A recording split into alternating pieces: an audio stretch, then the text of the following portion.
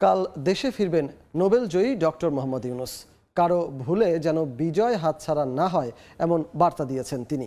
দুপুর 2:30 হজরত শাহজালাল আন্তর্জাতিক বিমানবন্দরে পৌঁছানোর কথা রয়েছে তার। অলিম্পিক কমিটির আমন্ত্রণে বিশেষ অতিথি হিসেবে প্যারিসে গিয়েছিলেন ডক্টর ইউনূস। সেখানে তিনি চিকিৎসা নিয়েছেন। এরই মধ্যে তিনি দেশের উদ্দেশ্যে রওনা দিয়েছেন বলে জানিয়েছে ইউনূস সেন্টার। ছাত্র জনতার অভ্যুত্থানে শেখ হাসিনার পদত্যাগের পর দেশ পরিচালনার জন্য অন্তর্বর্তীকালীন সরকার গঠনের প্রক্রিয়া শুরু হয়। গতকাল বঙ্গভবনে রাষ্ট্রপতি মোহাম্মদ শাহাবুদ্দিনের সঙ্গে 3 বাহিনীর প্রধান ও বৈষম্য বিরোধী ছাত্র আন্দোলনের সমন্বয়কদের বৈঠকে ডক্টর মোহাম্মদ ইউনূসকে অন্তর্বর্তীকালীন সরকারের প্রধান উপদেষ্টা করার সিদ্ধান্ত হয়।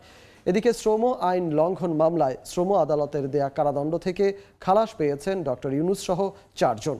বিকেলে রায়ের বিরুদ্ধে করা আবেদনের শুনানিতে এ রায় দেন।